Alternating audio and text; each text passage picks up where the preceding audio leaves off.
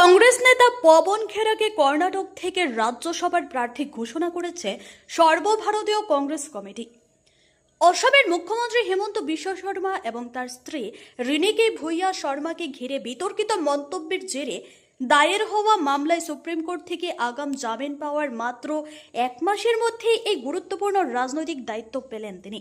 কংগ্রেস সভাপতি মল্লিকার্জুন খাড়গে 4 জন রাজ্যসভা নির্বাচনের জন্য দলের 7 জন প্রার্থীর নাম অনুমোদন করেন। এআইসিসি সাধারণ সম্পাদক কেসি বেণুগোপালের স্বাক্ষরিত বিজ্ঞপ্তি অনুযায়ী কর্ণাটক থেকে মল্লিকার্জুন খাড়গে, পবন খেরা এবং মনসুর আলী খানকে প্রার্থী করা হয়েছে। উল্লেখ্য, অসমের বিধানসভা নির্বাচনের সময়ে এক সাংবাদিক সম্মেলনে পবন খেরা অভিযোগ করেছিলেন যে রিনিকি ভুইয়া শর্মার বিদেশে গোপন সম্পত্তি এবং একাধিক পাসপোর্ট রয়েছে।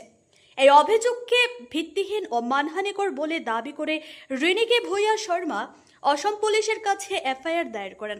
এরপর খেরার বিরুদ্ধে মানহানি ও জালিয়াতির অভিযোগে তদন্ত শুরু হয়।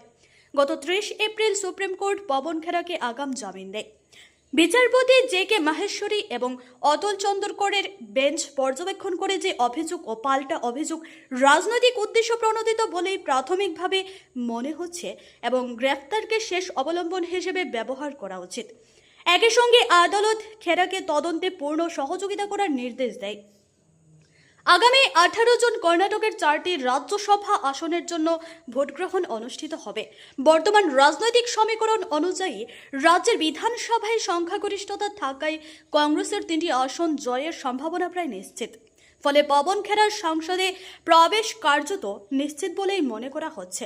রাজনৈতিক মহলের একাংশের মতে হিমন্ত বিশ্ব শর্মার বিরুদ্ধে সরব হওয়ার পরপরই পবন খেরাকে রাজ্যসভার টিকিট দেওয়া কংগ্রেস নেতৃত্বের একটি স্পষ্ট রাজনৈতিক বার্তা।